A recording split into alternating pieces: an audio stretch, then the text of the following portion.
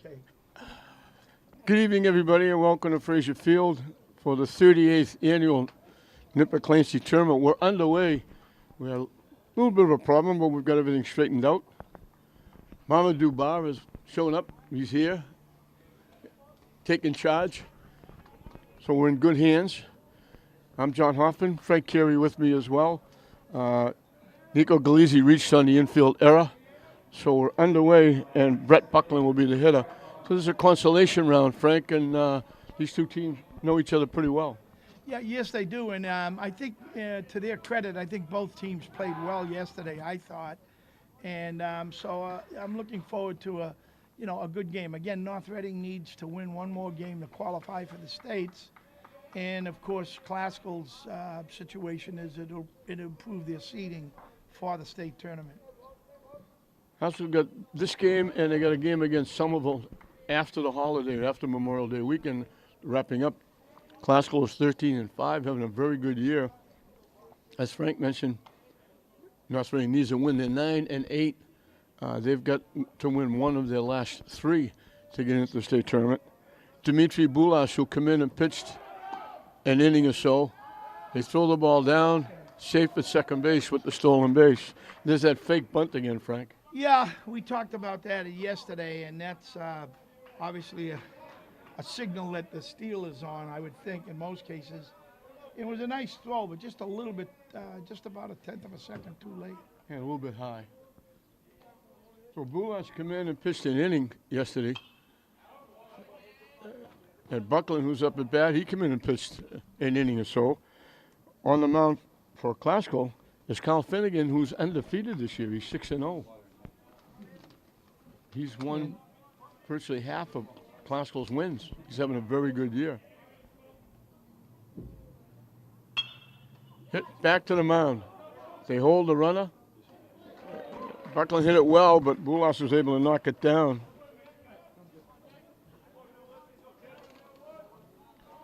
A big void in the Classical dugout today is Mike Szurkowski. I've never done a game where Mike Szurkowski hasn't been in the dugout, but his brother is getting married, so he's probably the best man at the wedding. So he's there, and Ricky Maetta's in charge. Yeah, I'm sure, again, with the tournament being scheduled much in advance, that Coach Szurkowski was aware that there was going to be a little bit of a conflict today, and certainly the old saying, blood's thicker than water, so That's for sure. that's certainly a valid reason for not being here. Infield hit Deshaun Anderson. The shortstop was going behind the mound in case the ball got by the pitcher. It was deflected by the pitcher. He had to go chase it and knock it down and had no chance to throw Anderson out. So Classical with 2 on, 1 out for Aiden Dow.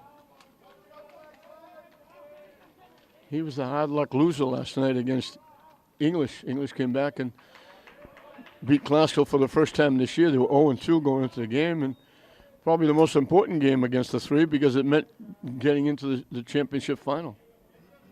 Which I think maybe the last time English was in the final was in 2012, maybe?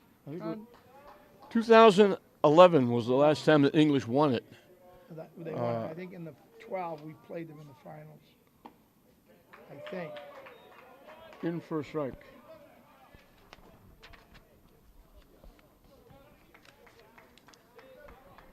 North Reading had won this tournament 7 times. They were second only to St. Mary's, who won almost half the tournament, 17 wins.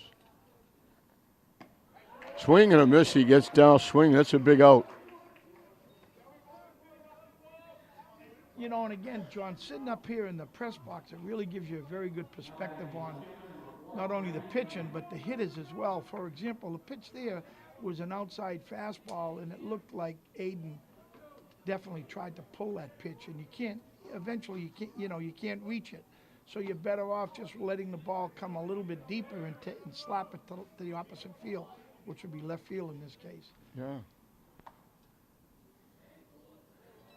Brendan Lannon, the left fielder today. He started as the first baseman yesterday with Dow on the mound. Slices it past first base. So obviously North Reading would like to get the win today to get it out of the way and be in the state tournament and win a couple, maybe improve their seeding. But Classical, if they win today and beat Somerville next week, they would finish up at 15-5, and they have a good shot at playing right here at Fraser Field, their opening of the tournament. Hit to shot, they flip to the second baseman. They get the force, 6-4. So Classical threatens, they put 2 on, but they're shut down. The error doesn't hurt.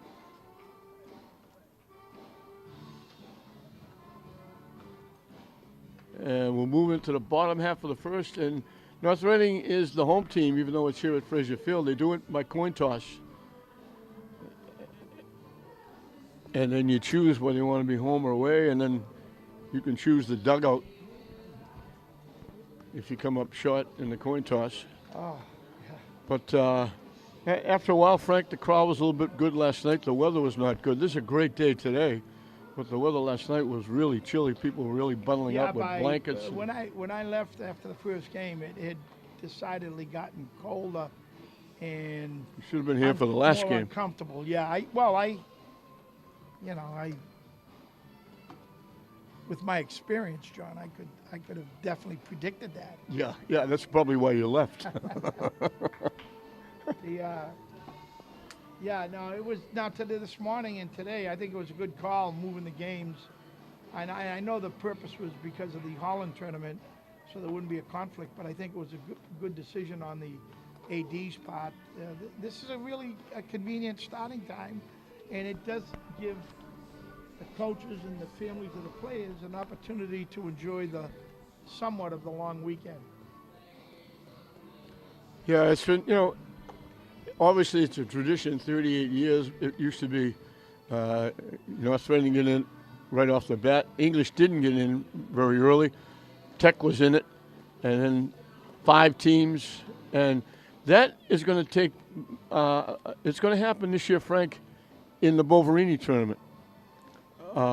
They've invited, I think they're going to invite the KIP school, just the boys team, because this year, English that won the state championship had a tremendous year.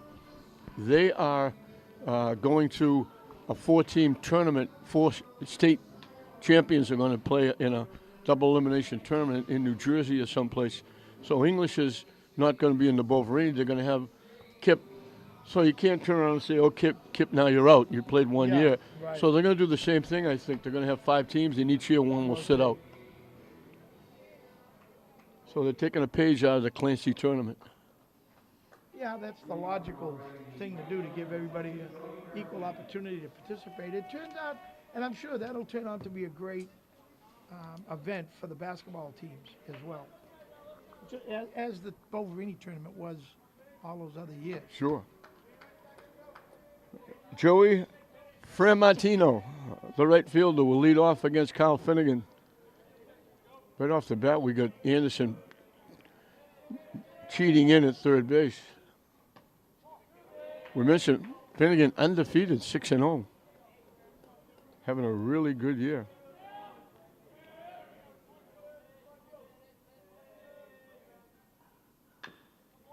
Hit foul off to the right side.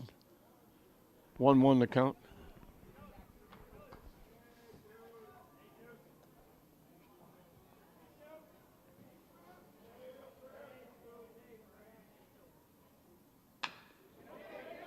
Hit first base. Dow flips it. Finnegan dropped it. So both teams start the game reaching on an error. Yeah, I don't think I'm going to be a little bit critical here. I think Aiden would have had a better opportunity of getting him if he took the ball out with his bare hand and just laid it up to him. Instead, he tried to shovel it to him with his glove. And whenever you rely on your glove, there's always a possibility of an errant toss, no matter where the play is developed. So I was never a big fan of that. Jack Keller is DHing for the pitcher, Dimitri Bulash. Again, cheating in. So it's funny how both teams get the first hitter on base by way of an error. Yeah, I've seen Kyle pitch before, John. I think I saw him. I forget what game it was, but one of the things that impressed me about him was he's got excellent quick feet on his pickoff move. And for a right-handed pitcher, he's got a very, very quick move to first base. So I enjoy watching him on his on his pickoff moves, believe it or not. Sacrifice by Keller moves Fran Martina with the scoring position.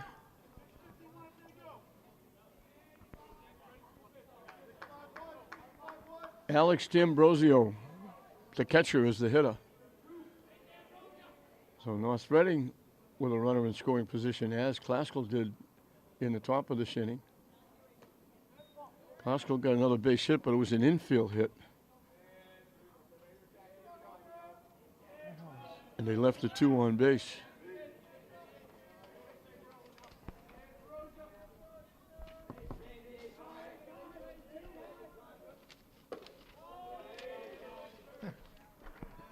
So,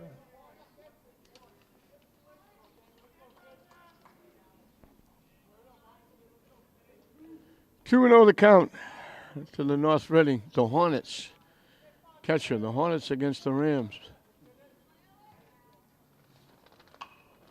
Pop foul, it's going to be out of play. It's funny, Frank, the second game last night, you wouldn't think so. There were 9 errors made in the game between English and Classical. really? Wow.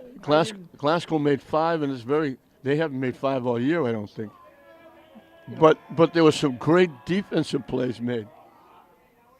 And you would look and say, it must have been a real problem for everybody with 9 errors. Well, judging from the score, it seemed like to me that it was a pretty well played game. What was it, 5-3 was the final? Yeah, 5-3, and Yeah. big plays made. Like the catcher for English was absolutely tremendous. There were pitches with people on base, pitches in the turf. He was acrobat, picking him and blocking him and knocking him down. And the first out of the 7th inning, he got a late start. He ran for a pop-up toward the first base dugout, caught it as he was banging into the backstop, and it turned out big. And then with first and third, the winning run at home plate for Classical, he threw the runner out trying to steal second base. So he had a really, really nice game. Hit and run, they go to short. DiFilippo to Dow for the out. They get the second out, but North Reading gets the first player at third. Ryan Corner, the third baseman, will be the hitter. Well, North Reading trying to get on the board first with a runner at third with 2 outs.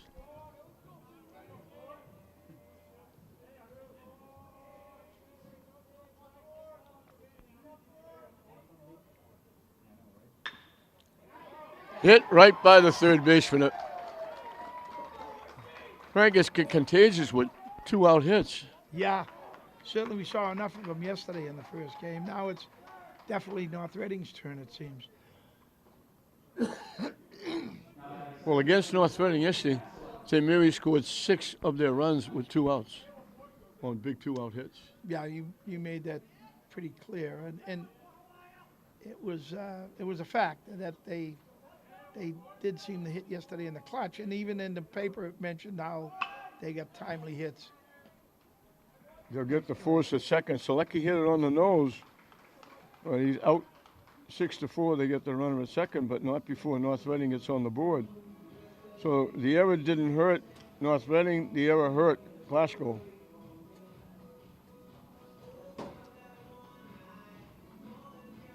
We've ended an inning here in this consolation of the 38th Clancy tournament. North Reading has jumped out on top 1-0. Might have been too late for the score to get in, but there was.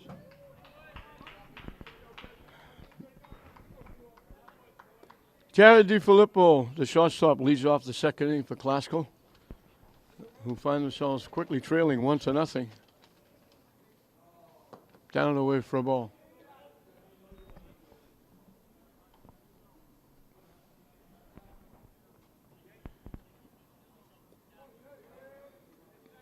These teams have met quite a few times, Frank, whether it was consolation or championship round. They know each other well. I think did North Reading play? Was it Classical they played in the Frady's tournament? Could have been. Yeah, I thought they might have played Classical. I could be wrong. that was held here at Fraser Field, Yeah, correct? Glasgow was not in that. Oh, they're not in it. No, Okay. no, that's the one that was here. Maybe That would was it have been Danvers sitting and here? Linfield. Oh, People overhit it well to the right side, but right at the first baseman, Capozzoli. One up, one down for the ramp. Daniil Ortiz. This young man's played very well at second base. Came up with some big hits. He's had a very good year for the Glasgow Rams.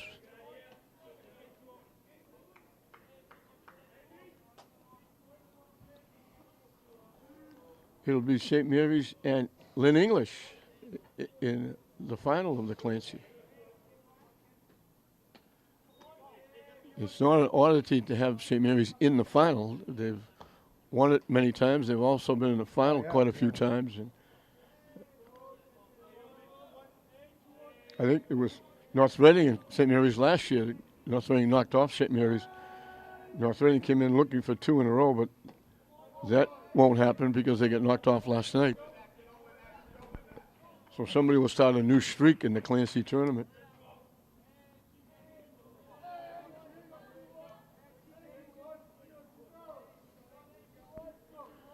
You would think Ortiz would be taken here with the count 3-0. And it's ball 4. that looked pretty good. But It had to be low because it was over the plate. yeah, he clearly, as soon as the pitch hit the mitt, he broke for first, so it must have been off. Hal Finnegan, the pitcher, is the hitter.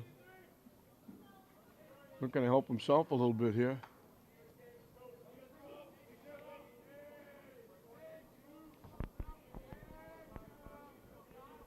We know if they fake bunt, the steal will be on. Yeah, you're not going to sacrifice here for the second out. Right.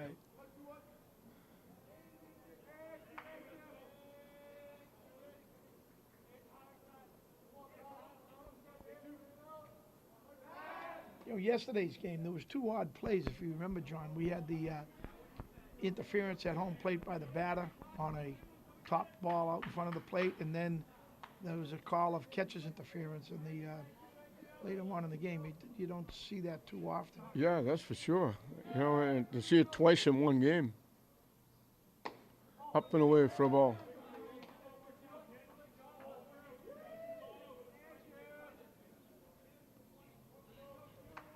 You mentioned it last night too, Frank. We're looking at the pitches in the game. They're not facing home plate, full windup, throw the ball, you know, whether there's run on base or not. Obviously pitching the stretch now, but Yeah, I'm not a fan of that. everybody pitches from the stretch now. Well, And I'm looking saying you can't get as much momentum behind the throw if you're not full windup. The rationale by a lot of the pitching instructors today is that it's more efficient, that the pitchers don't get as worked up or as tired. And to be honest, I think that's a lot of baloney. I don't think there's anything tiresome about pitching with what I call a half windup or a short windup, as opposed to pitching from the set. What I've found out, and I think we mentioned it yesterday, is when I put the radar gun on these guys, that their velocity is up 1 or 2 miles an hour when they go from the rocket step position where they can get their momentum going in the direction of home plate. Yeah. You always tell people whether you're shooting a basketball, throwing a bowling ball, throwing a football pass, momentum behind it is it makes you throw it harder and straighter and further. And lined in the center field, it stays up long enough. Yep. Where you hit, Finnegan hit that right on the nose, and the center fielder happened to be playing a little bit shallow, almost softball distance, and Selecki was able to make that play. I always think that when a player hits a ball up the middle and it's like perfect timing, that he's hitting the ball squarely out in front. He's not way out in front where he's pulling it or way behind where he's going the opposite direction. So generally, in my opinion anyways, it's an indication of perfect timing. So we always try to tell kids, try to hit up the middle, and the axiom that I would use would have been get a piece of the pitcher. Yeah, I've seen so many kids, Frank, that they're swinging and they wind up aiming to right field, aiming to left field. There's one right up there. Yeah, this Nice this one's catch. certainly right there. And I So mean, that was a big play, that center fielder coming up with that line drive before. Yeah, that's again another well-hit baseball. The timing was right on. Hits it right up the middle, and you can't go wrong hitting the ball like that. I find high school players get in trouble personally when I see foul balls hit foul down the left field line, or a lefty hit one down the right field line. That means they're way out in front. They're coming around the ball, and that's sometimes to me that's not a good sign. There was Kyle Duran with that shot, laser beam up the middle. So once again, Classical has 2-1 with 2 out. This is Nico Galizzi. He led off the ball game, reaching on an error, got as far as second base and got stranded. But Frank, I've also seen some of these kids, like I've always been taught, and I used to teach when I coached, step towards the pitcher. You want to step towards, I've seen kids step towards the third base dugout, towards the first base dugout, backing away, swinging at pitches. Well, I'm glad you brought that up because it's another thing I'm not a big fan of. A lot of these kids now employ what they call an open stance. So their left foot, if they're a right-handed hitter, is what we would call in the bucket. Okay? Oh, yeah. And they swing that foot around. It's a timing mechanism, but what happens is, in my opinion, again, the more body movement you have as a hitter, the more apt you're to miss the ball. And what happens is, and this was noticeable when I was with the North Shore Spirit team, a lot of the hitters use that technique, and then when they came around to get in a position to hit, their feet weren't perfectly square to the pitcher. So what I meant is that sometimes their feet are not in a parallel position, and as a result, you lose hip rotation. It's simple as that. If you're a right-handed hitter and it doesn't get square and it's too far to the left, your hips have already prematurely opened. And if it's too far towards the plate or too close to the plate, then you have your hips locked. And if you're stepping all over the place, Frank, you're not getting much behind it, hitting the ball, Well, again, that's major going to be out of leaguers play. do it, and the only I used to talk to some of these guys, and they would say, "Oh, it gives me a better look at the ball when I had an open stance." And again, I didn't believe that. I thought that was a lot of baloney.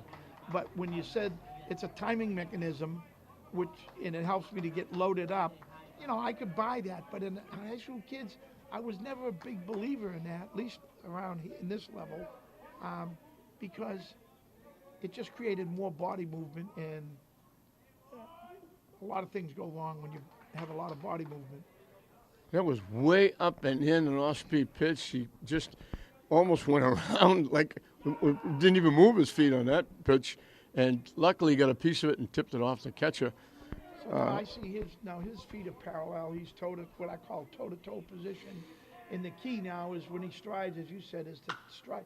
Now that time there, his stride was hit long and deep to left field, going back on his horse, and almost on the warning track.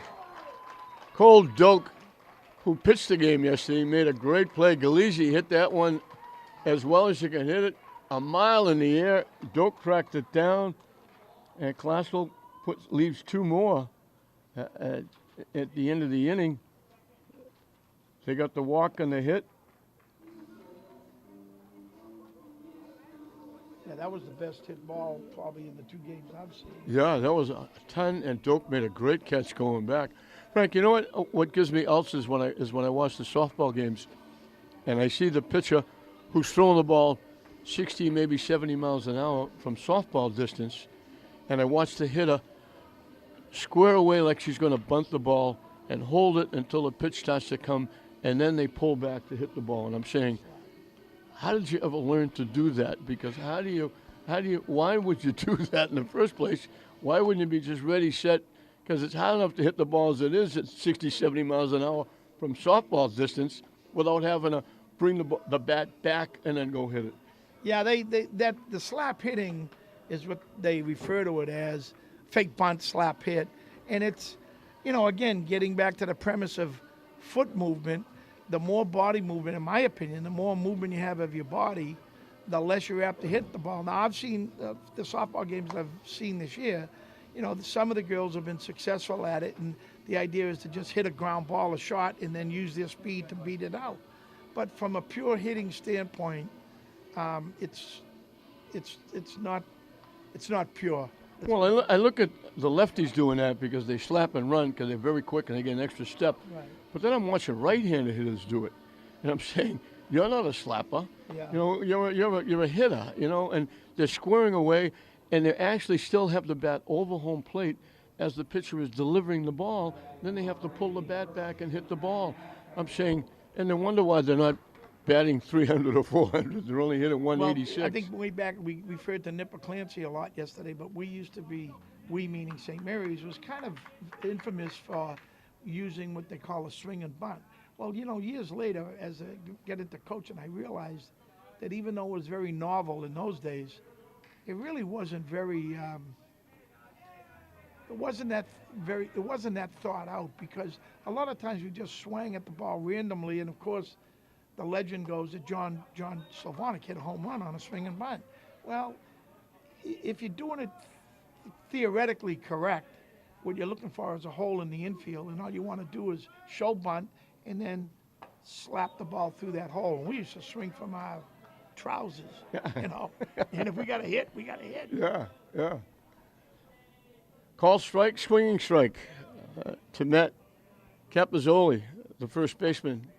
Pitch up and away for a ball. We're in the bottom of the second inning. North Reading squeezed a run in the first on a big error. Slaps that to short. Nice play again by DiFilippo for the first out. You know, that's again, John, an example of an outside pitch where the hitter tried to pull the ball, and usually you don't get good results out of that, as opposed to maybe go, if it's outside, go to right side of the infield with it. He definitely tried to hook it. And he hit it hard, but... Michael Vitozzi is the hitter. We mentioned aunts, uncles, brothers, sisters, cousins, next door neighbors of all the Vitozzis yesterday on yeah, I think... Frank 5. being the former North Reading coach, he knows quite a few of the Vitozzis. I think I had a total of 5 that played for me. Ooh, Yeah, you can see that, and it there's was an no... off-speed curveball that there's didn't no- quite break. And there's no question he's a Vitozzi, because he purposely just turned his head and he took it in the helmet. And I think I've seen that before in that family. You know what's going by the boards? You mentioned that, Frank, is in the past the umpire would say, "No, back in the box. You didn't make an attempt to get out of the way." That is never called anymore. It's like you hit. I watched softball. They turn their shoulder, it hits them, they just walk to first base. I saw it strangely, John, in the Lynn Tech Pope John game that I did for you. I saw a curveball come in and hit the Lynn Tech batter in the shoulder, and the first call was the umpire wouldn't allow him first base. Okay, I understand that. But then he confers with the base umpire, and they, strangely, I don't know why or how, but they call the batter out. And there was no objection by anybody, and the batter just walked to the dugout, but I've never seen that before. I never have either. The pass ball moves the runner to second base with one out. North Reading trying to add to their lead. Cole Doak, who made that nice running catch, gets the bunt down, bobbled, and the error is going to allow him to reach. Well, this must be a style thing, John, because Cole is the second player now that is wearing sweat socks outside of his game pants. That's tough, Frank Bunting, giving up Yeah. the second out. Yeah, I They know. lucked out with the error, so it's first and third. But As we mentioned yesterday, it's high school baseball, and sometimes what seems to be foolhardy in high school, it's not predictable. And you saw right there that, and not a particularly good bunt, but No, the no. pitcher had difficulty yeah, getting should have been out easily. and that's the play that I hate. Ooh, they almost had him. If he faked, he was going to, not a suicide squeeze, Yeah. a safety squeeze, and the runner was halfway coming, and but for the fact that the third baseman was charging for the bunt, he was out at third. Exactly.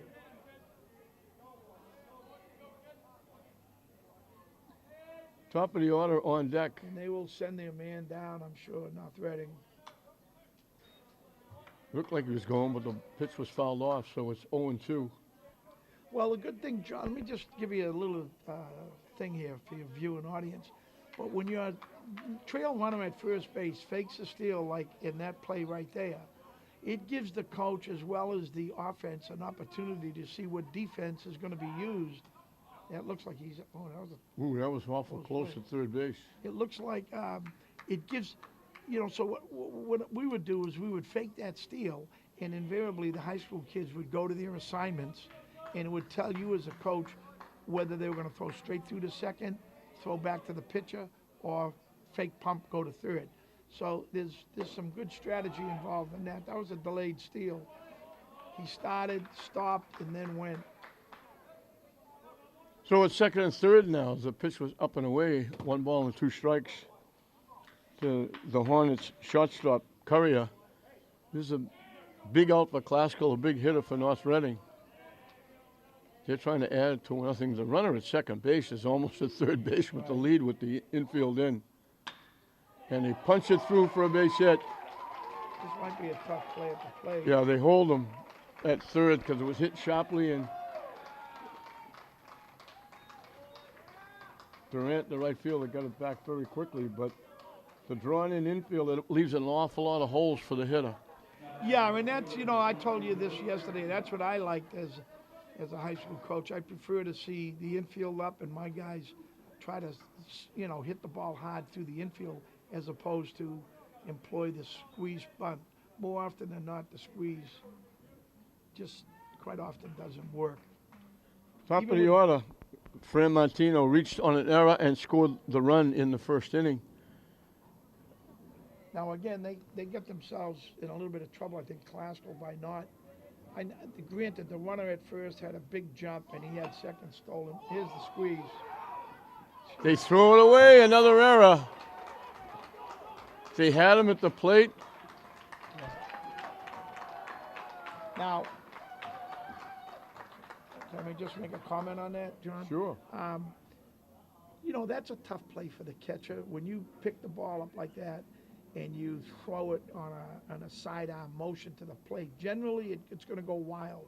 So really what the technique I would have expected would be an underhand toss, you know, and it's a lot easier play for the catcher to see it as well as catch it and make the tag play, because he was, I think, would have been out by a pretty good margin. Yeah, that was a play that should. So two errors in the inning are 2 plays that should have been made, and instead North Reading has added a couple of runs.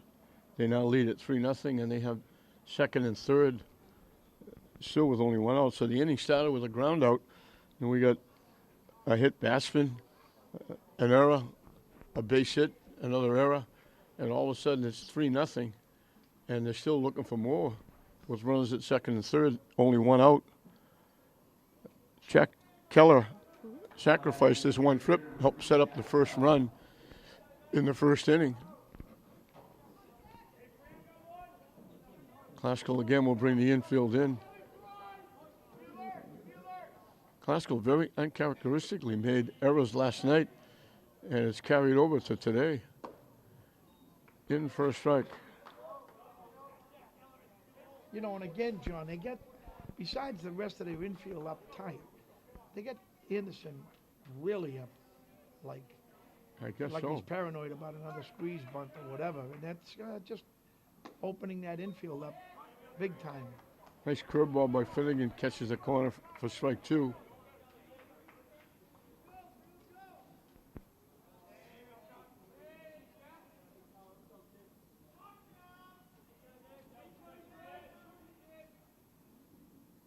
Up and away for a ball. So as a coach, you like to get out early, but Frank, Classical's made 7 errors in 9 innings. Yeah. Actually, 8 1/3. And that they haven't made that many errors, like I said, all year. Swing and a miss, that's a big strikeout.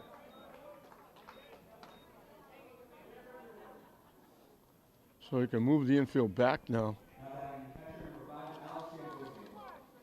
Alex D'Ambrosio grounded out short to first his one trip, as Finnegan's trying to stop the bleeding here. An error in the first cost him a run. 2 errors in this inning has cost him 2 runs, to go along with a hit batsman. Hit high in the air to center field. Brett Buckland circles and makes the one-handed catch that you like to see, Frank. No, I tell you, I don't remember seeing a game this year. Well, I saw one time that I saw an outfielder catch the ball with 2 hands over his throwing shoulder in order to facilitate getting rid of the ball quickly. And as I mentioned yesterday, they insist on catching the ball on their glove hand side, which looks fancy, but as they bring the ball to their throwing hand, I'm going to estimate it's approximately a half a second, which now gives the base runner 15 feet. It's 3 feet for every 10th of a second. And it's like, that's just so routinely wrong. But it's all over. And you know what, John? You see it in the major leagues, too. You see a lot. We finished 2 here at Frazier Field. North Reading has been gifted by Link Glasgow. They've got 3 runs, all 3 of them unearned on 3 big errors by the Rams. And at the end of 2, it's North Reading 3, Glasgow nothing. Brett Buckland leads off the 3rd inning.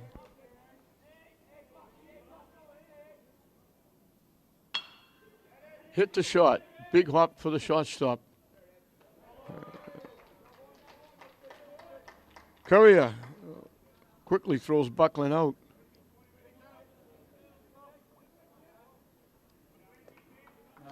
We talked about the Chesty too, Frank. It's funny how every year, probably all 38 of them, teams came in here.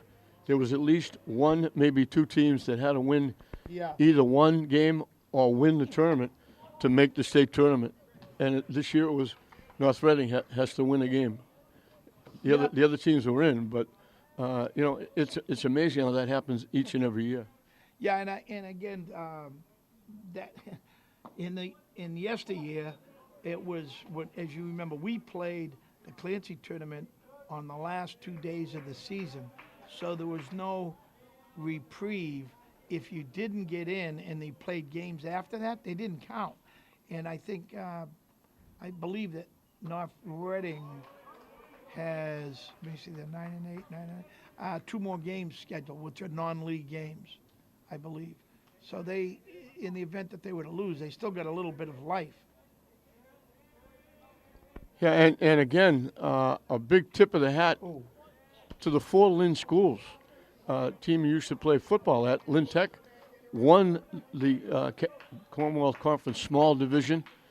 They qualified, and I like to say legitimately, they got in last year under the Sullivan rule, which was good for them because it extended their season, but it wasn't really qualifying. It was getting in, winning 50% of teams that you played in your division. You had a losing record, but you get in.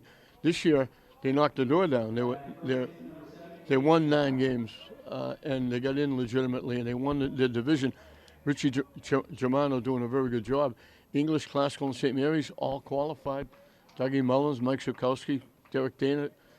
Good coaching in the city. Yeah, absolutely. And Lynn has always been known, in my opinion, as a good baseball city, whether it be from their Little League exploits straight up through Babe Ruth, and then obviously it carries over into the high school. So yeah, and Babe Ruth a year or 2 ago went to the World Series out in the Midwest, winning it, and they won it here at Frazier Field. Yeah, some of the kids are playing right here for class. Sure, yeah. The big thing that year was I was really proud of those kids because they didn't have to play in the state tournament because they were hosting the New Englands. They played anyway and won the state championship. Whoa. Lined. Oh. The right fielder fell down. It got by all the way to the warning track. They're going to send Anderson home. The throw of the plate not going to be in time. Anderson did a head first dive, almost came up short of home plate. Dow gets a triple as the right fielder going to the ball, slipped and fell. Looked like he came in and was over his head anyway. Well, I don't know. That would have been, after he made that outstanding catch yesterday, and we did talk about subsequently another ball was hit out to him later on in the game, but I thought he might have had a chance of catching that. Oh, no, but I'm just saying he started to come to it. Yeah, right. When he realized, I better take a step back, Yeah. that was when he slipped You're and right. went down. So now this is a very big run at third base for Classical. Brendan Landon grounded out into a force. And are you surprised that Reading has their infield kind of pulled in? First, third, shortened up at second and short. North Reading. Yeah. The interesting thing about this is that now there it is right there, and that's what I was saying. Yeah, it turned out well for him. They play the middle infielders kind of like halfway, and now that puts a little bit of pressure on the kid at third. Do I go or don't I go? Whereas if they're up, they don't go, and if they're back, they do go. But halfway now, a base runner at third has got to think a little bit about it. And in that case, it worked. That was worked to perfection for the Hornets on that play. So now there's 2 outs. Jared DiFilippo is the hitter. Takes the pitch for a strike.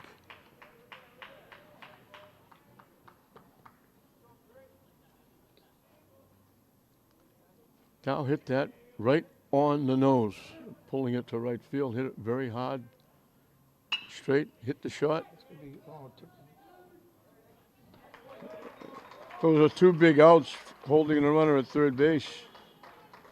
So Classical gets each into the lead, getting a run, but they left the runner at third, which would have been a very big run, closing into a run. They get the run on a base hit. There was a walk.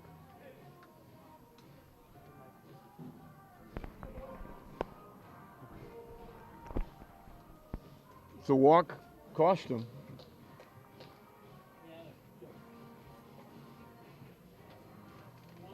So we'll move into the bottom half of the third with North Reading's lead now 3-1.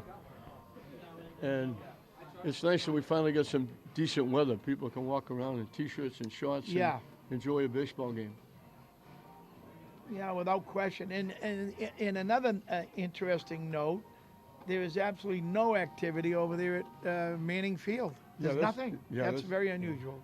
Well, I think lacrosse is all done. That tomorrow you'll see the semi-pro soccer team come in there. They had the clinic for the young kids soccer last night. I think it was Thursday night they had the flag football league there. So the only activity now will probably be people coming in, walking and running around the track that they do on a daily basis. Between games, John, I was contemplating maybe going over there, running 4 or 5 miles between games, and then come back. There wasn't enough gas in your car probably to do 4 or 5 miles, because that's the only way you do it. Driving around would be the only way you would do it. They wouldn't let me on the track with my car. Yeah. You're like me. I go to the store that's 200 yards from my house. I drive over and drive back. I don't even walk. 4, 5, and 6 for North Reading as we start the bottom of the third. Ryan Corner got a base hit and knocked in a run, a big 2-out hit in the first inning. He tries to bunt and pushes it to the third base coach. Frank, the gentleman at third who took over for you has done a pretty good job at North Reading. He's actually in the dugout. I thought that was him. That's the head varsity football coach, Eddie Blum, down there at third. But Eric Ashenball he's done a good job. In his second year, he took the team to the state championship, and they lost on a really heartbreaking type play. But, and these, as you can see, they play an aggressive style. They like to bunt and play the good defense and steal bases and that sort of thing. Oh. Hit him right in the middle of the number 4 on his back.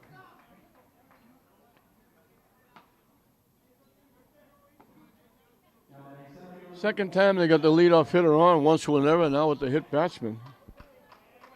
Both teams, I think that's retaliation for hitting classical. Both teams have hit a player now. Well, I can just tell you this. Traditionally, the guys in green, the North Reading team, they, on an inside pitch, they're not going to move. They're going to take the pitch because they've been ingrained that it's the same as a single in the book, and it's all part of the team chemistry. That's actually the second time that North Reading had hit. Classical hasn't been hit yet. Right. Matt Selecki bounced in with fielder's choice, hitting the ball shortstop, ending See, the now, first inning. This is tailor-made. They're showing the bunt real early for the purpose of seeing what the defense is going to be doing. And to be honest, I think the coach is going to look for the third baseman, Anderson, to kind of charge a little bit, and he's going to probably send the kid at second. Now that they're going to use what they call a wheel. The shortstop breaks kind of late for the bag, but the situation is that shortstop's on the run. He's got to accept the throw from the catcher while he's on the run, and to be honest, it's a tough play. Well, the catcher has to lead him and not throw it behind him. He's got to throw a perfect throw. Now he's breaking. Looked like they took the bunt off. He was going to swing away because there's a hole, Big hole in the middle of the infield. That's called we call it an option bunt. And they're showing bunt early. They want to see what the defense is going to do. And then the last option is to swing and slash and try to hit the ball through the hole. And he'll try to hit it through the shortstop hole if he breaks. Now, see, that was a good read. Yeah, they Because bunted foul. That was a good read because the shortstop really didn't break. And the third baseman didn't charge. So his read was to hard down third bunt, which he just missed. He'd get it foul. So there's like 4 or 5 options off of that play if they, and I'm pretty sure that's what they're running. So the bunt is off with the count 1 and 2. Anderson drifts back at third base. Thought about it, and then when he realized the pitch was way outside, held up just in time. Almost committed. 2-2 the count to the center fielder for North Reading.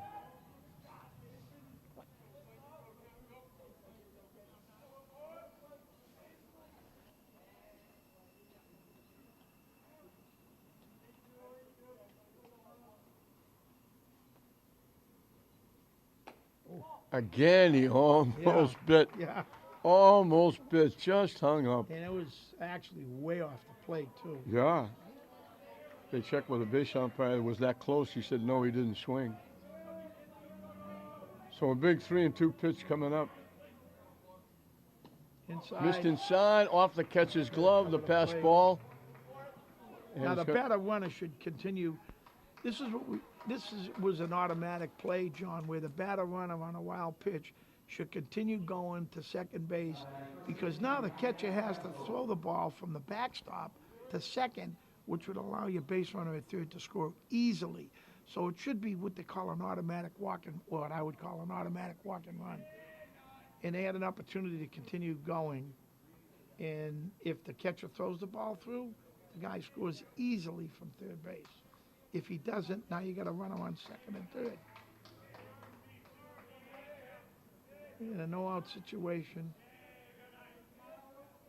here we got an open stance. North Reading trying to,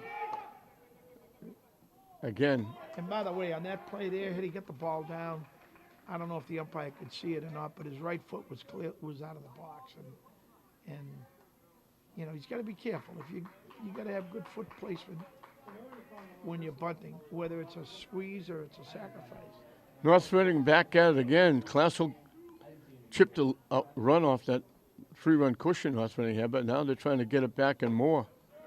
As they got second and third, nobody out.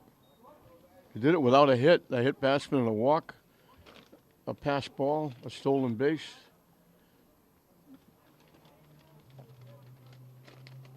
Glasgow with the infield in again. High for a ball.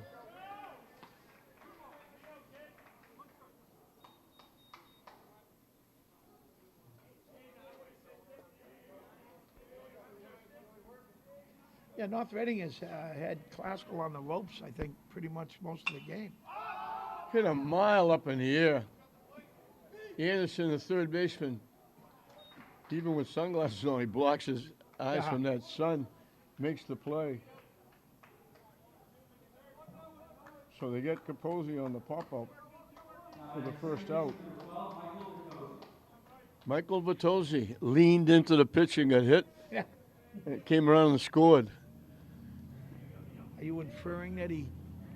He took one for the team, is what all I'm right, saying. Yeah.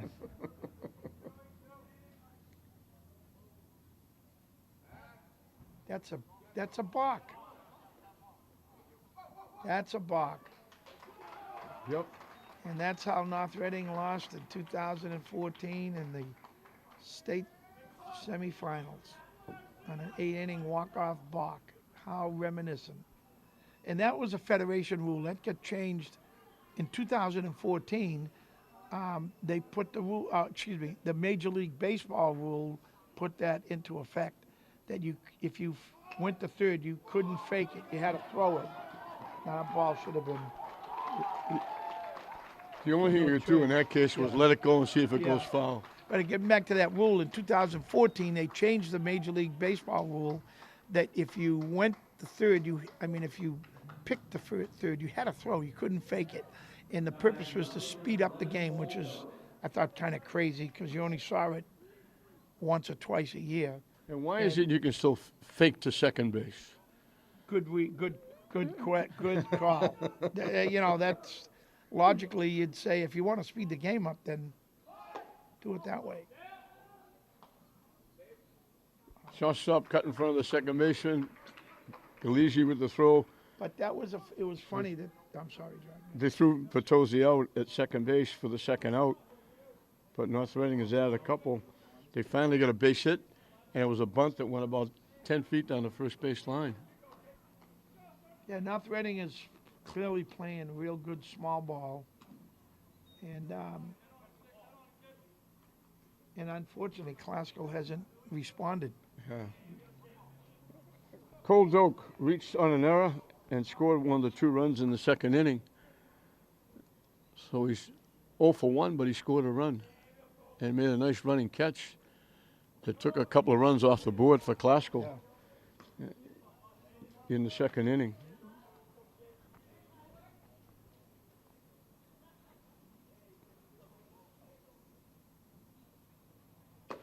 Swing and a miss.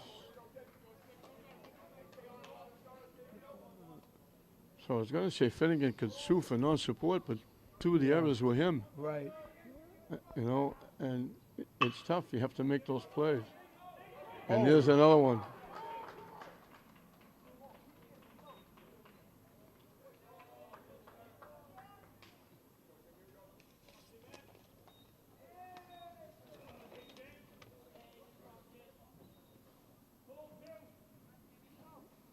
Four errors by the It Rams. almost looked like DiFilippo, try to throw the ball before he caught it on that play.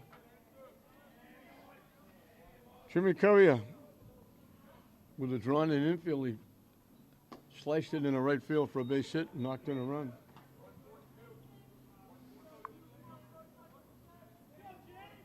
Again, if you notice, Jimmy looked at his wristband as Coach Ashenball called out some numbers.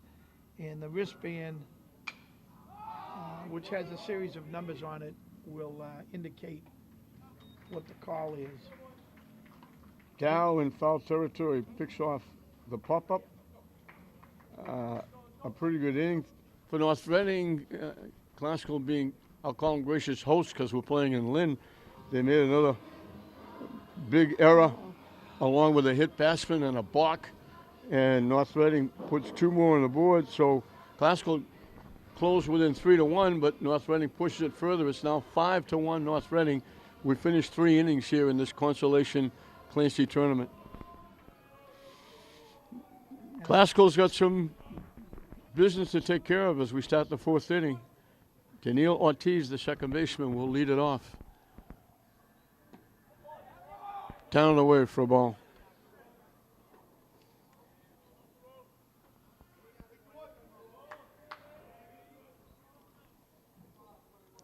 Dmitry Bulas is the benefactor of getting a couple of runs, and now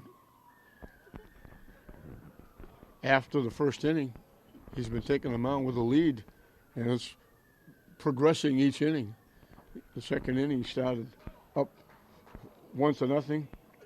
Started the third up 2-0. Now he starts the fourth up 5-0. Right at the third base bag.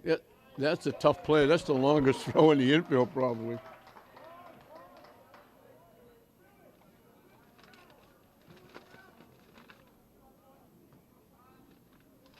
He was right on the third base bag, a step into foul territory, making that long throw across the diamond. Hal Finnegan walked his first trip, lined out his first trip, walked his second trip. I'll get it straight. This is his second at bat. He hit a line shot right at the center fielder his one trip.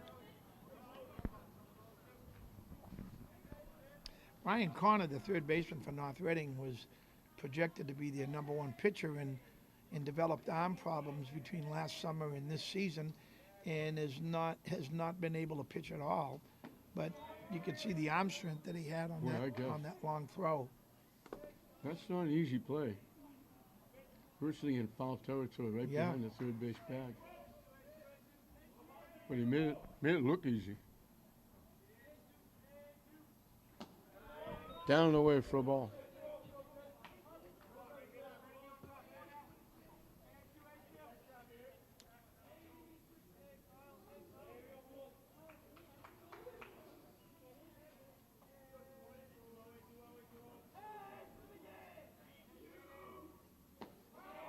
Low for a ball. Talking about helping the other team's offense, Frank. That inning went North Reading had 2.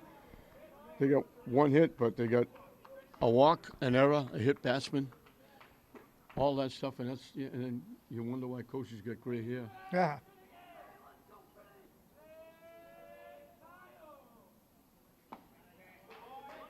Oh yeah, that was definitely a strike. Finnegan started at first base, tried to buy that one. He didn't get it. They bring him back, and the count goes full.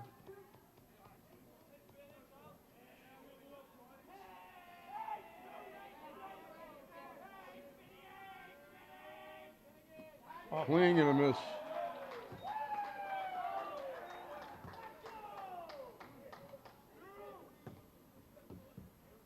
Kyle Durant got a base hit his first time up.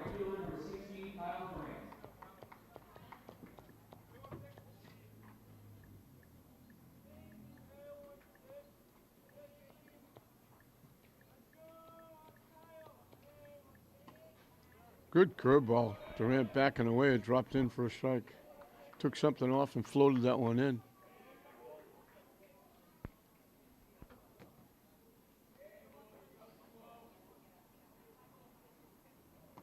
Waved at that pitch. Wow.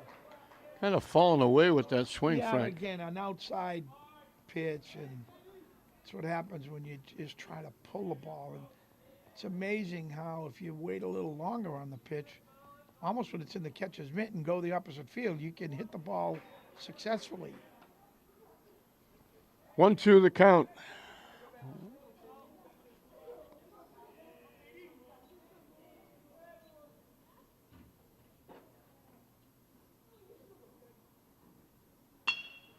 Hit the shot. Pretty good hop for the shortstop. Rifle arm to shortstop Courier.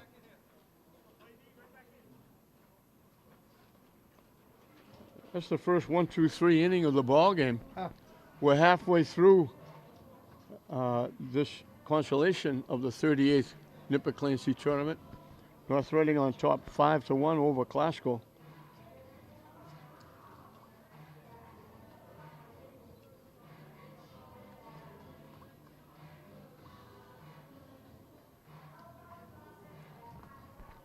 He'll be the top of the order for North Reading as we start the bottom of the 4th.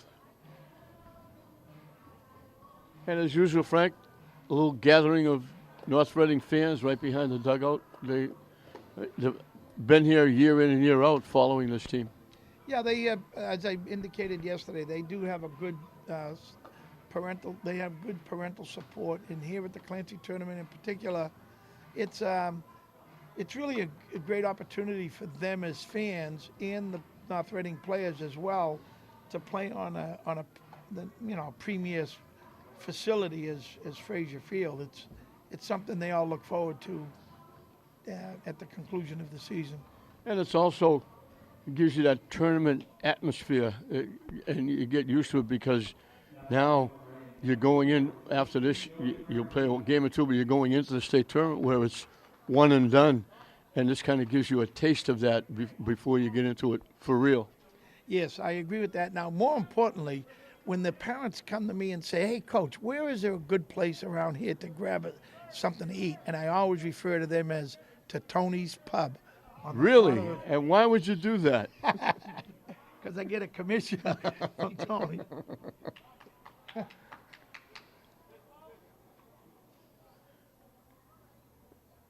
Martino hits it to first base. Oh, jeez. Off the glove. Another error. Jeez.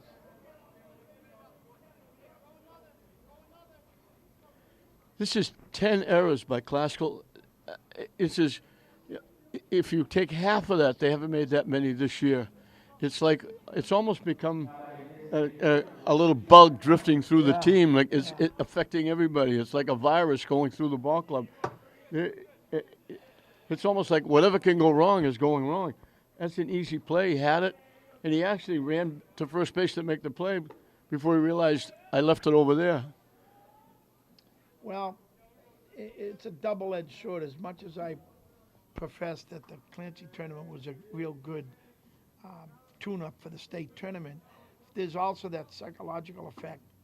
I think Classical may have another game or two left, but if you were to play poorly in the Clancy tournament, from a psychological standpoint, I was always afraid that it would leave a kind of a bad taste or memory in my team's memory box. So, and as a result, a lot of teams would play scrimmages between the Memorial Day weekend and the start of the state tournament, and I purposefully, stayed away from scrimmages for that reason.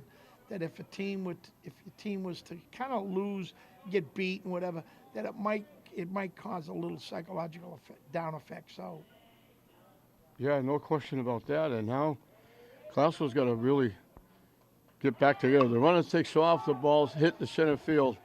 Buckland is there to make the play. They threw it back to first base. The runner going back to second, they're not going to throw it to first. They kind of loped a little bit back. He did a nice job, the base runner. He got 2/3 of the way down there. He looked, and what a lot of kids do, they anticipate the ball's going to be caught, and they break back to first base. And then invariably you'd know that the ball would, say, be dropped, and the kid gets caught in between. He did a good job of spying the ball, waiting, making sure he caught it, and then when he saw that he caught it, then he scampered back to first base, and as a result, drew the throw. So it was good base running, I thought, overall. Alex D'Ambrosio grounded a short fly to center. We're in the bottom of the fourth. This is the consolation round of the 38th. Hard to believe, 38 years it's been going. No, 1982 was the first one. I think I started coaching when I was 12 years old. So that would make me, 50 now, John? You wish. The pass ball moves the runner to second base. North Reading with another runner in scoring position.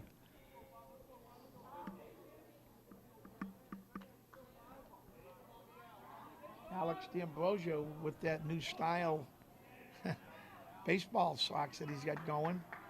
I kind of like it. Solidly off the shortstop, and they throw it away.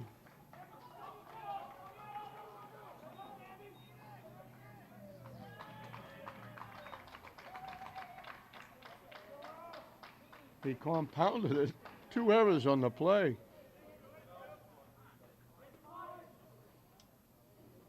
Bobbled it to let the runner go to first and third.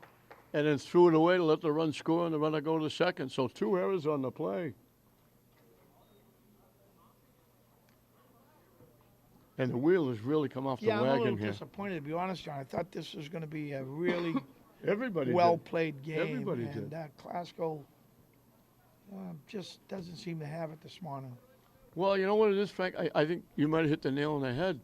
You come in here today, you were hoping to go to the championship final. You didn't get there. You made 5 errors in the game last night, and that's like a hangover. You know, you've had that in the past. Your teams have had it. You know, you don't win every game. Not the coaches. And you get to the point where you say, what do we do? You got to, you know, the only thing you can do after this is really get back and say, hey, guys.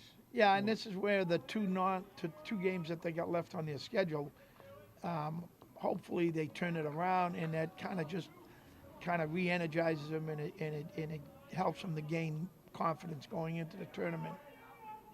These 2 Clancy games might have cost Link Glasgow a home game in the tournament. Because if they go 16-4, they're going to be playing here at Fraser Field, even 15-5. They have 5 losses now, don't they? They've got 5 losses now, right, but and there'd be 6, so that would be 14-6 if they go. Yeah, that would be on the borderline. Yeah, it could get them. But if they won the 2 and beat Somerville next week, Yeah, you know, 16-4, they'd have been here. They would have a home absolutely, game. yeah, without question. And sometimes you might even get a bye out of that. Oh, come on. Out by a mile. The hitter swung and missed at the pitch trying to help him.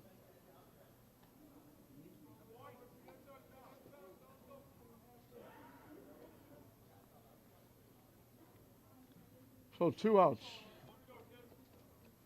The batter, corner, singled in a run, get hit by a pitch and scored a run. So he's 1 for 1 with a run scored and RBI. Hit in the air behind first base. Dow way out, makes the running catch over the shoulder. He's a receiver in football. He made that look like he was catching a pass in the end zone. So they don't get a 1-2-3 inning, but it's the first inning that North Reading doesn't score.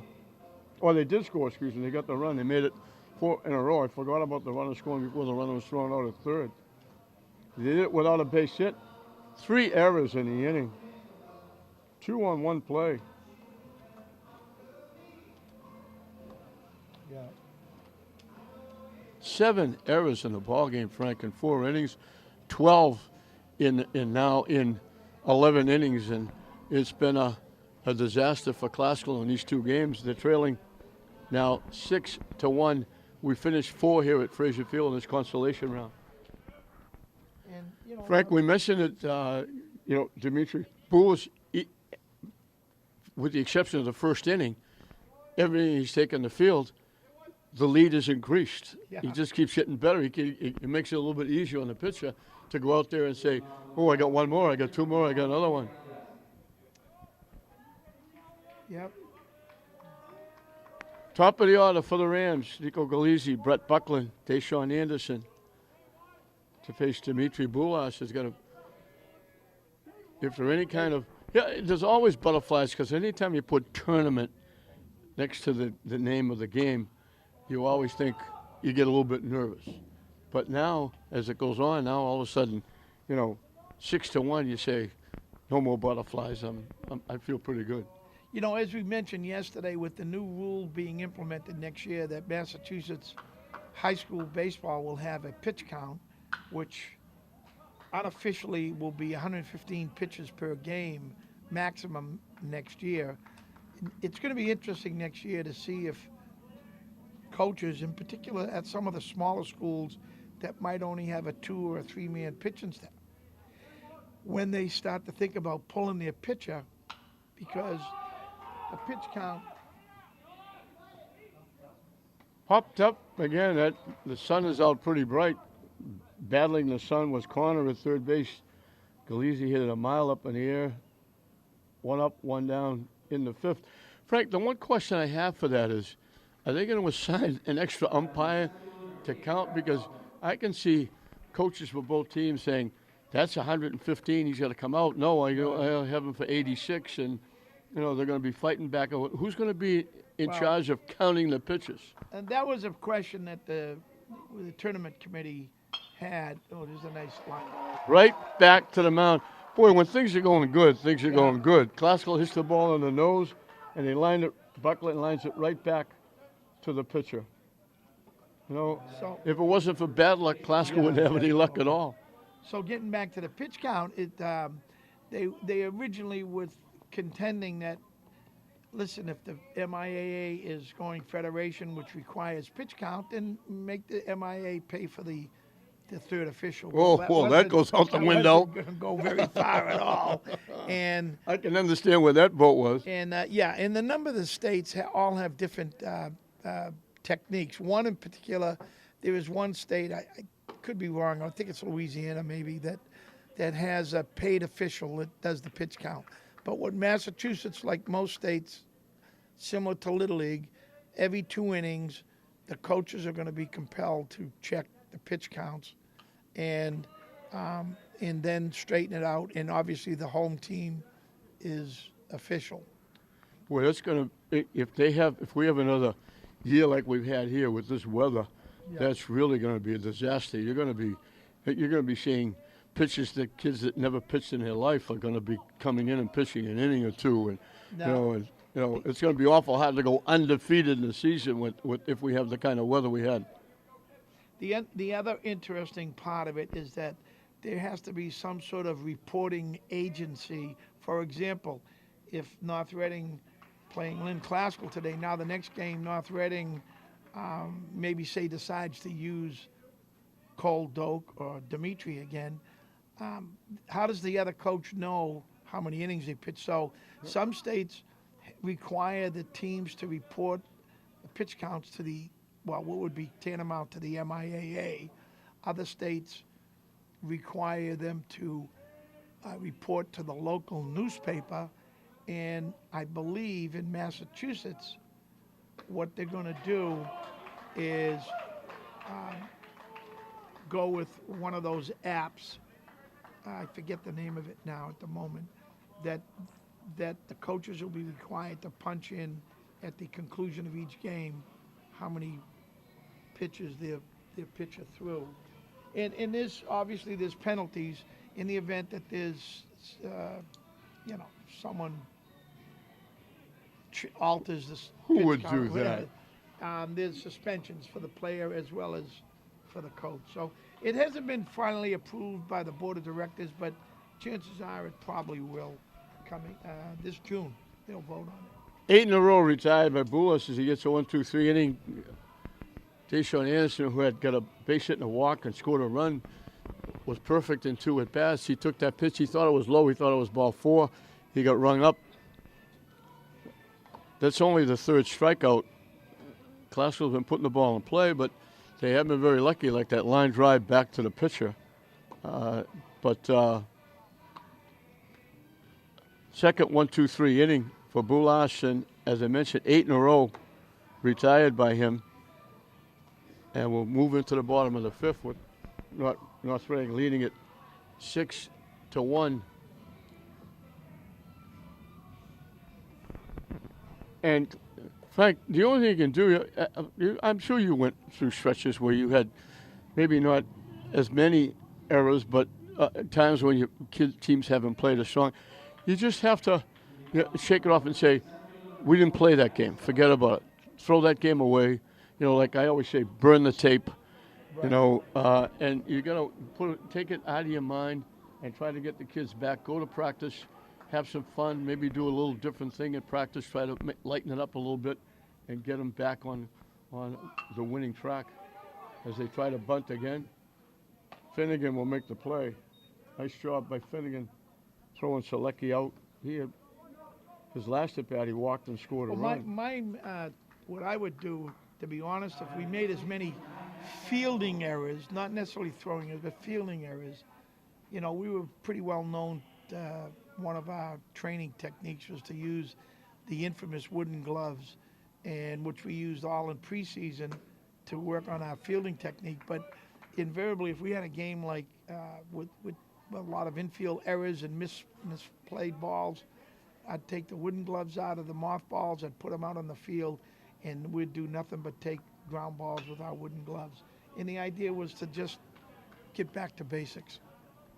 Yeah, that's what you have to do. And and if you dwell too long on these games, it's going to cost you down the road. You don't want to do that. Yeah, I know it's easier said than done, but you just have to say, you know what, this game is over, walk away, and just forget that this game was played. And you know who does that, Frank, to a really great degree, who can walk away? The girls softball teams. They walk away from games, and you can't tell whether they won or lost. They walk out, they're laughing, they're smiling. Yeah. Where are we going tonight? What are we doing? Yeah. The guys take it a lot deeper and a lot harder than the girls do. Yeah, we'll be on our field practicing because we play Tuesday, Thursday, Saturday at Cape Ann League. Softball is Monday, Wednesday, Friday, and they'd come pulling in the schoolyard at Monday, Wednesday, or Friday. And judging from the reaction on the team bus, we never knew if they had won or lost the game. I know. So they were a happy bunch. Yeah. But the softball teams we had at North Reading were also very, very successful. Well, I guess so. Yeah. As Classell's been the last couple of years, and Chris Warren, now a vice principal, was the head coach for a while. Now Erica Richard, and they've got that team, the perennial tournament team. They make it all the time. St. Mary's the same way.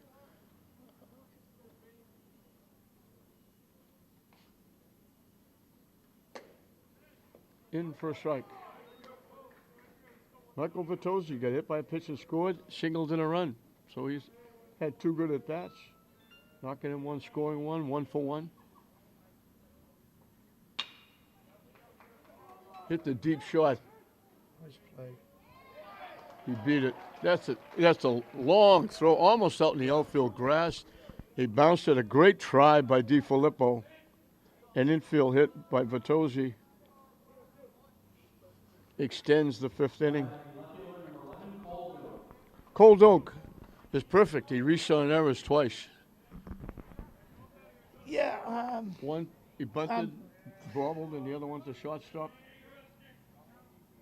I'm just sitting here, just thinking of, in the event of a North Reading win, I was just curious as to the reaction of the team because, to be honest, I don't think it should be a moment, even though they qualify for the tournament, where they should be getting up and cheering and, getting all psyched up and all that. That's not the objective, not to make the tournament. The objective is to win the tournament. And the difference was the other day, Frank, when Lynn English got their 10th win. They were 5 years since they qualified for the tournament.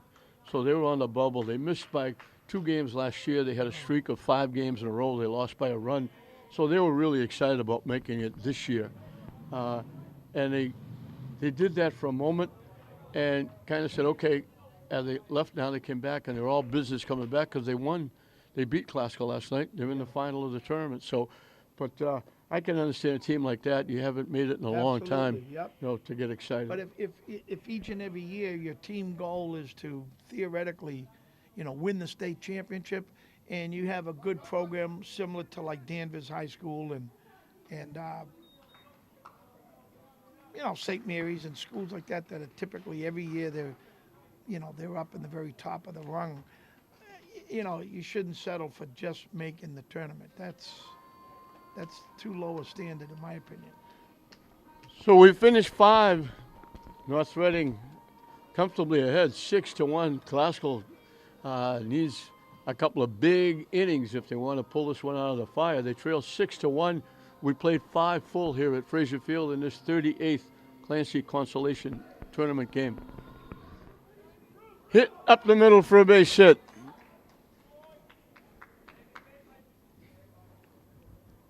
Aiden Dow gets his second hit. He had a triple in RBI, knocking in the 1 run that Glasgow has. Now he gets his second hit. Brendan Lannon has bounced into a fielder's choice, hitting it to the shortstop, and bounced out second to first.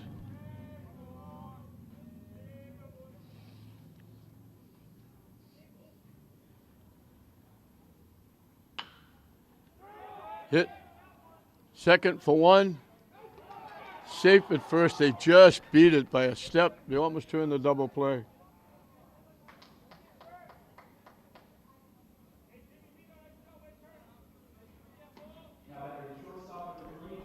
Bulash had retired 8 in a row before Dow got that base hit. So there's one out and one on now for the Rams.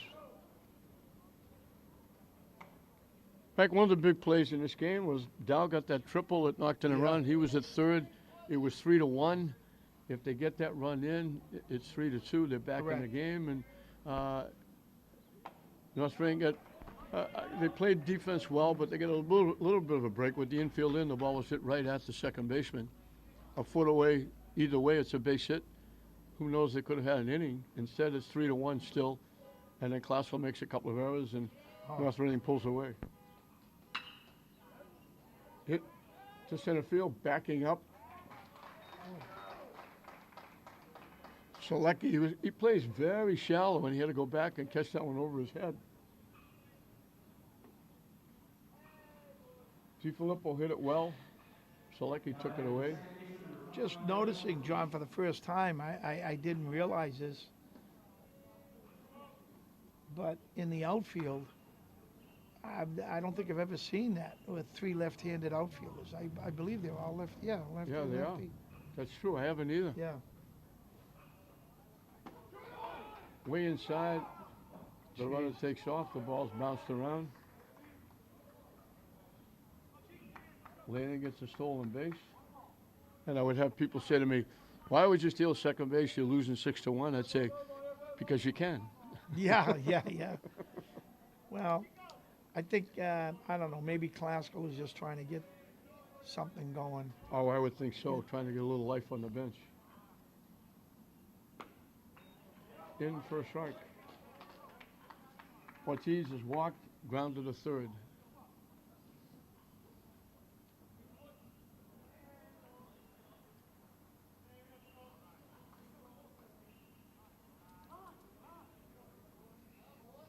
Too much time.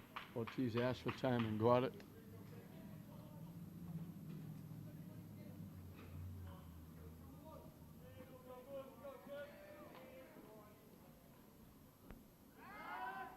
Oh. Almost threw it away. Hit the runner, actually. And we talked about this too, Frank. 6-1, 6th inning, 2 outs. Yeah, right. Why are you bothering with the runner at second base?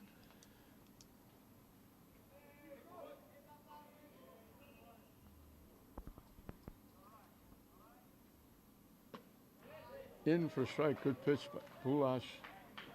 He's done his job. He's up there just throwing strikes, letting the defense do their job. He's done a nice job of throwing strikes. That's for sure. He hasn't hurt himself defensively nor pitching-wise. Yeah, he's only walked 1. He did hit 2, but it didn't hurt. Well, one of the hit batsmen scored, but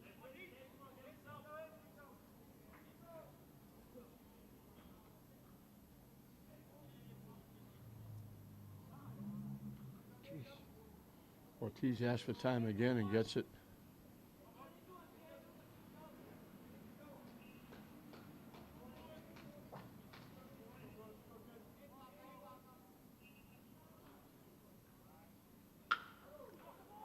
Hit to left field, coming on, couldn't make the play. It short hopped and got by him.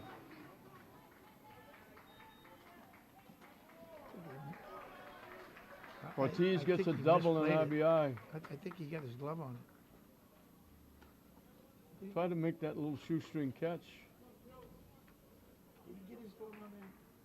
I think so. Yeah, that's right. Little sinking ball, try to get it. Couldn't get it, and it skipped past him. The run scored. I guess. Another hit that's a mile up in the air. Second baseman behind second base, a couple of steps on the grass. Fertozzi made the play. So Classville gets 1 back, but they're down to the last 3 outs, and they need a very big inning. They did it with a couple of base hits. Ortiz with the RBI double. I got to feel a little compassion for assistant coach Rick Mayette, filling in for Mike Sikowski, who's, as we mentioned earlier, is at his brother's wedding, and that's got to put a little bit of pressure on Rick. Yeah. You know, taking the team over, and then possibly coming home with a loss on his dossier.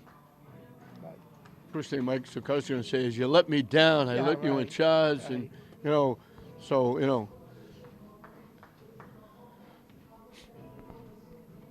Ricky's a great assistant. He's a big plus for Mike Sikowski there.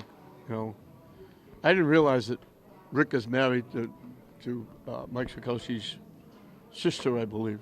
oh, I didn't know that. Yeah. Yeah. I know Rick is also a employee of Tony's Pub. I don't know if you knew that. Well, I won't hold that against him. No.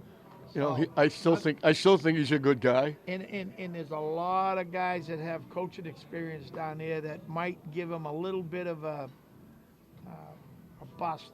Oh, you mean guys who his think they debut. have a lot of coaching? Exactly right. Yeah, right. Well, that's a good combination. Mike and Ricky have been together for a while, and they do a good job with the kids. They do a good job with the team, but they also do a good job with the kids.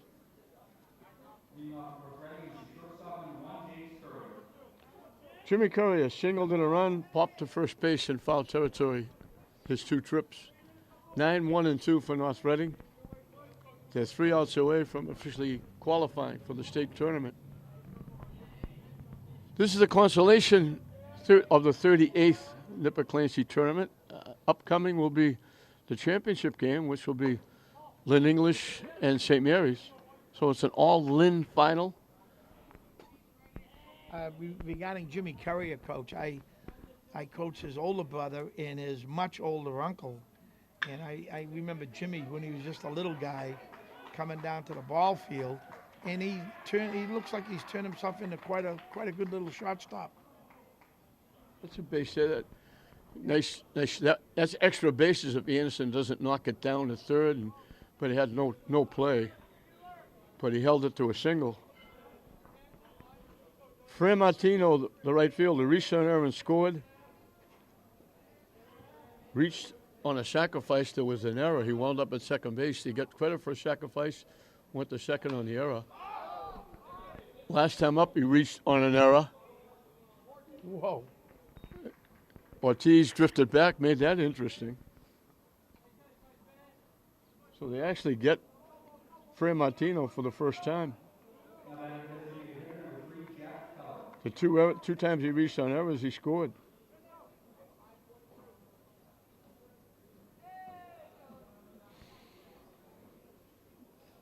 Jack Keller sacrificed, struck out swinging, flied to center field. Sacrificed in the first inning, set up the first run of the ball game. It came around, the run reached on an error.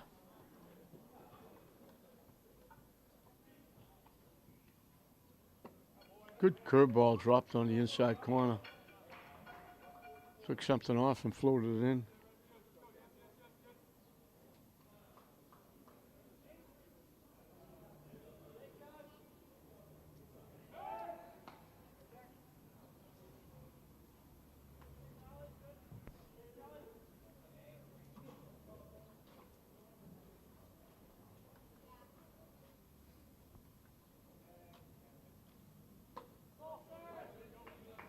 Boy, North Reading's got a bunch of unearned runs. Yeah.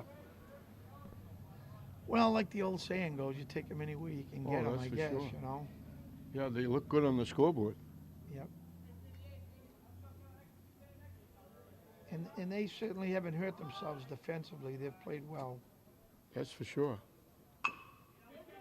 Chop back to the pitcher. Nice play.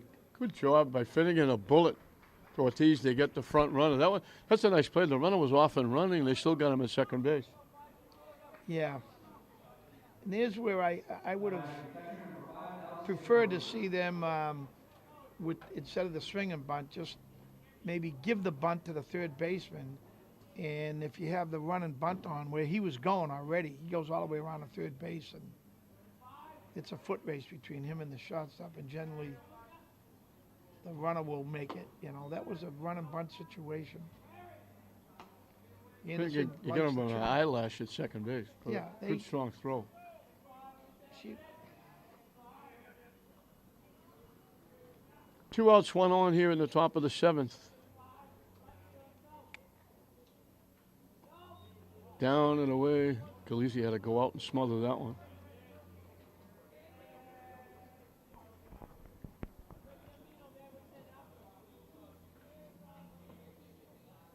This seems strange to see nothing over at Manning Field. Usually see something, yeah, even if it's a practice or people running around. Or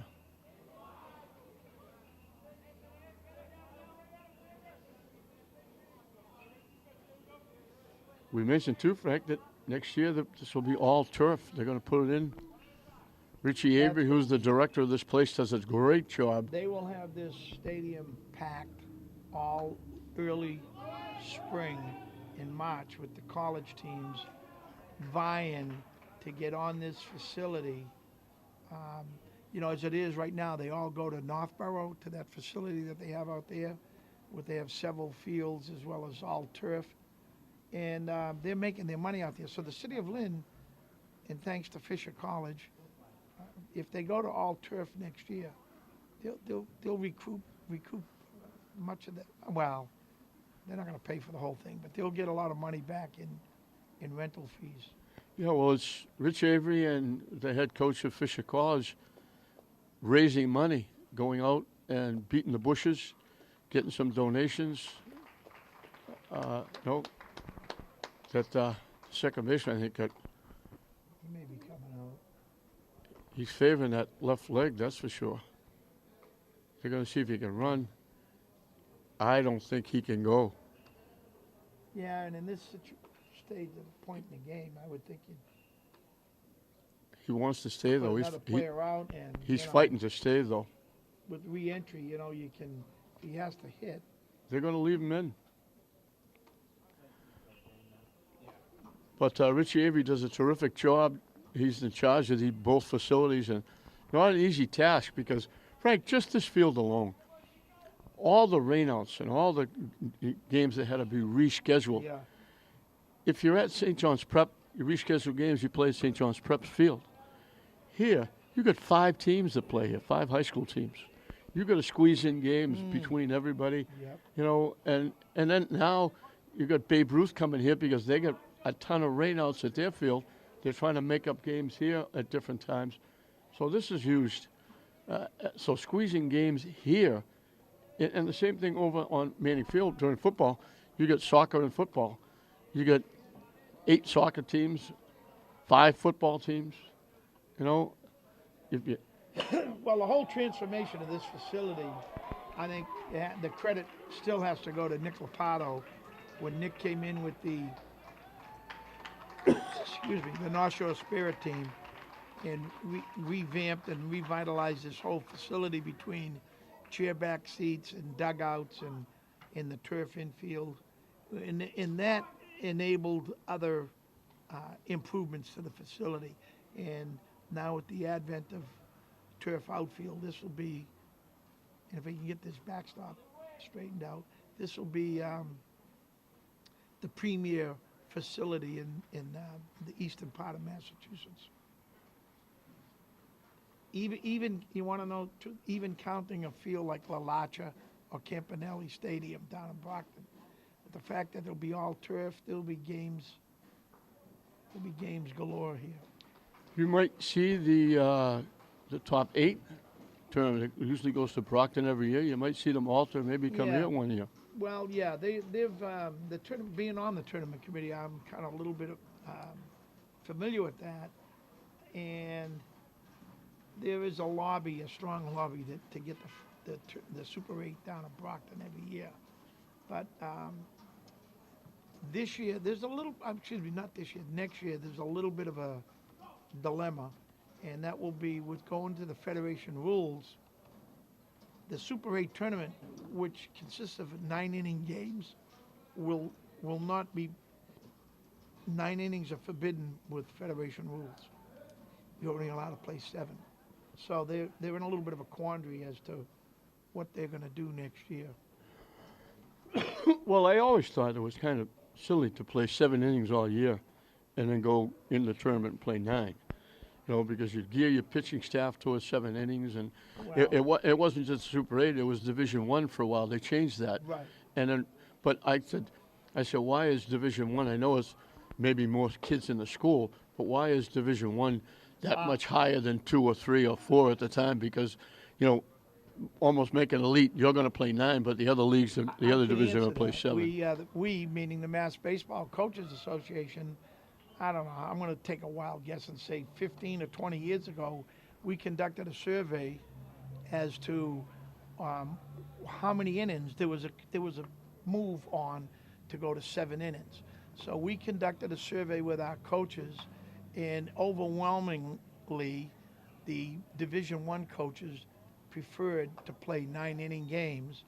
Division 2 was ambivalent. They were a little bit of each way. And Division 3 clearly wanted 7 innings, which, being a Division 3 coach, I voted, I wanted a 9-inning game. But so the MIA complied, and they went along with the coaches' results of their survey. So that's why D1 schools played 9 innings. And again, the rationale was, like you said, John, that they might have had a little more pitching depth. Yeah. Ryan Carter is singled in a run, hit by a pitch and scored, popped to first base.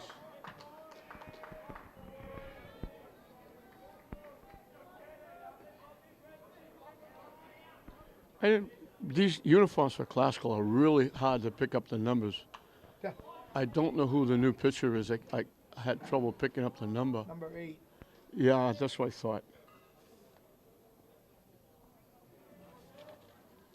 It's Brett Buckland, the center fielder, who came in to pitch. Oh, Way up hit and in. Almost got him on the shoulder.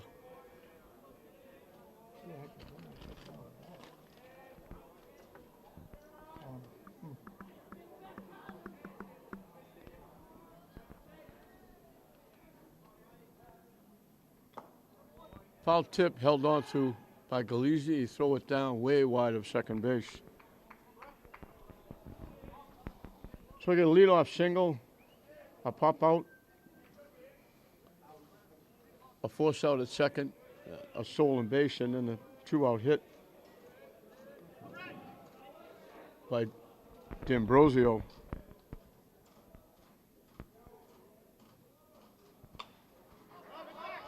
Hit back,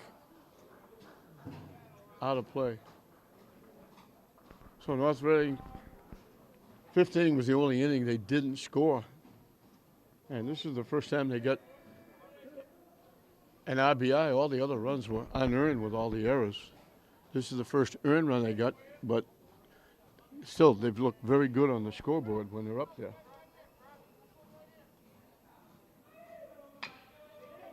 Oh, outside pitch. Anderson's had a great, boy, he's a terrific third baseman. He's got a great arm. That was a very nice play. Had to be a rocket over there. But North Reading scores another run. While at Tech, I'm pretty sure his dad is Mark Anderson, isn't it? Am I right? I'm not sure. Mark, Yeah, I'm not sure, Frank. We finished 6. Classical down to the last 3 outs, and they need a monumental inning as it's 7-2 North Reading going into the 7th inning. This is it for Link Classical. They need a big inning. 9-1-2 for the Rams.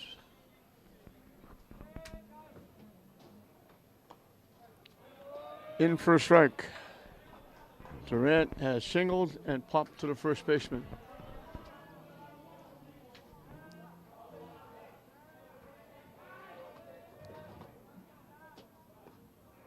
Thought about it and held up.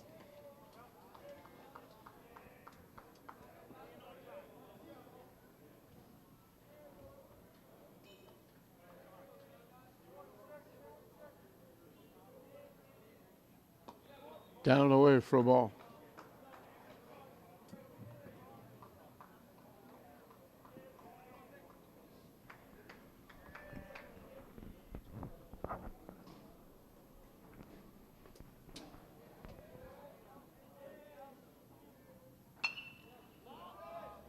Another ball hit way up in the air, short center field.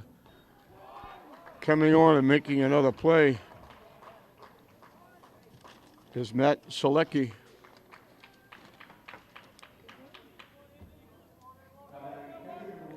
One up, one down in the seventh. Nico Galizzi has reached an error, fly to left, popped to third.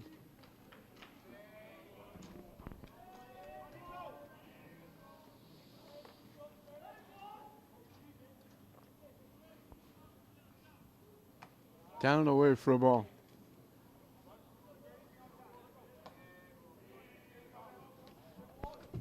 When I just took a break there, John, I was out back behind the booth here.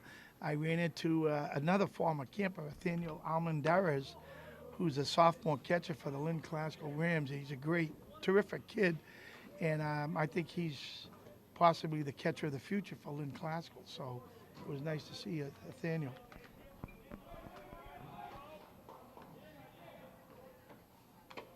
Hit foul off the catcher's mask.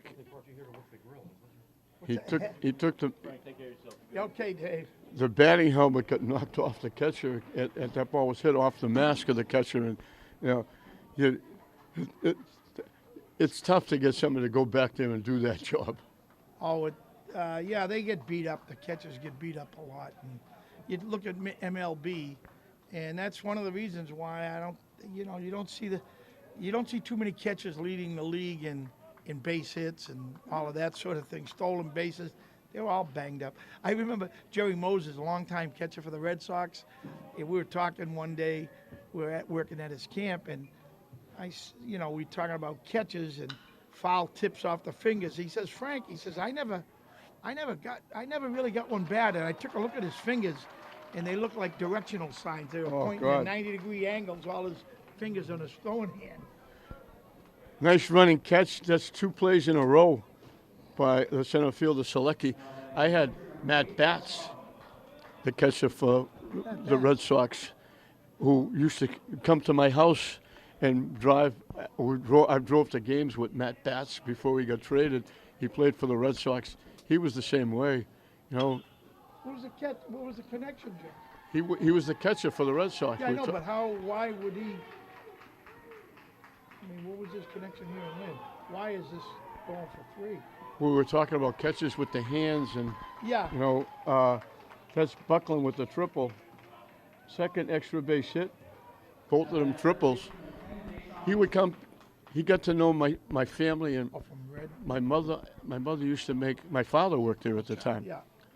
My mother used to make baked beans, and he was from the south, and he would come, and my mother would give him a pot of beans. And he would come to my mother's house, and he would say, how much molasses do you put in your beans? And my mother would say, none. He'd say, what do you mean? He was a character and a half. I remember he was out in the bullpen when he got traded, and he was warming up a relief pitcher, and I went out in the bullpen, and I hid so he couldn't see me, and I started berating him. Yeah. He turned around. He was going to jump in the stands after until he realized who it was. Yeah. And he said to me, I could have known it was you. Matt Batts, what a name. That's a name from Yeah, that goes back a long way. Anderson has singled, walked and scored. Last time up, he was called on a strike. He took a pitch that he thought was out of the strike zone, and they rung him up. He's played very well at third base. He's having a really good year for Classical.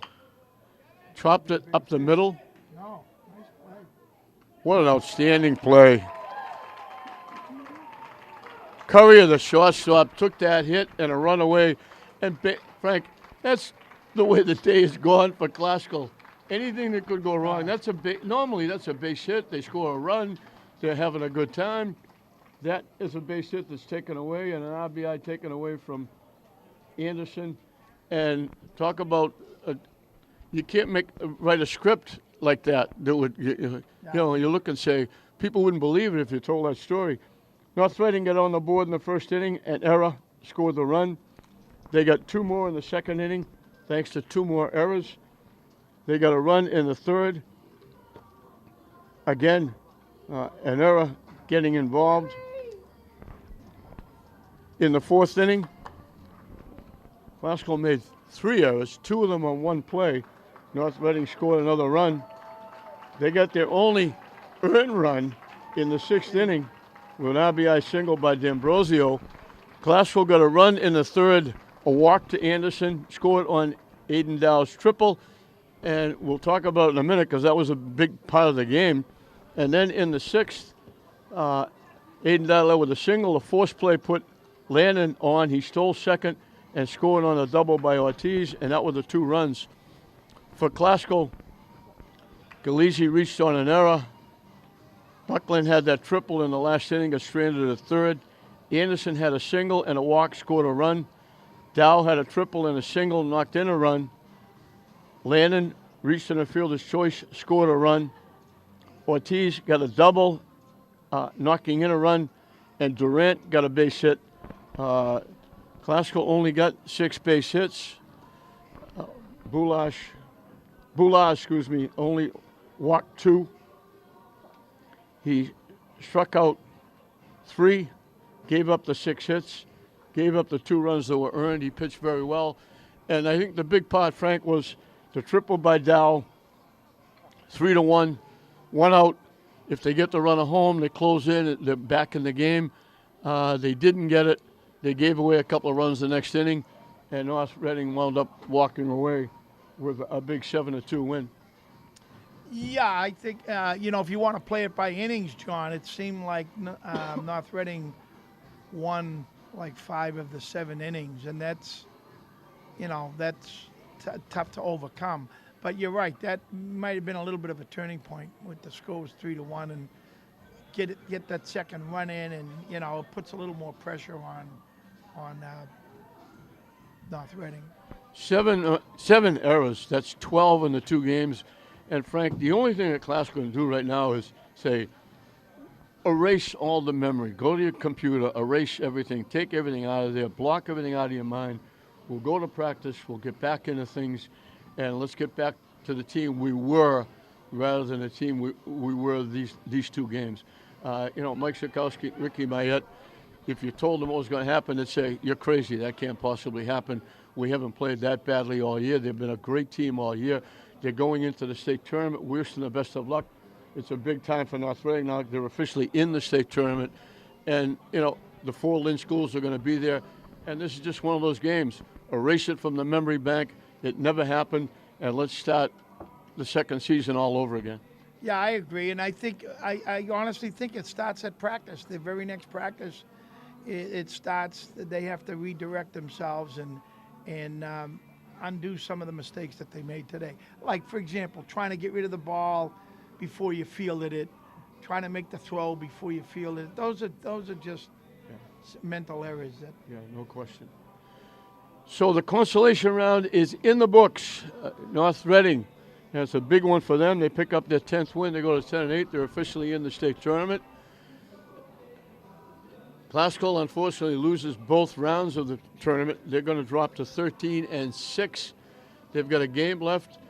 They win it 14-6. They still have an outside shot of getting a home game, but they're already in the tournament. They're having a very good year. Mike Sikowski, Ricky Mayette doing a really good job with the Rams.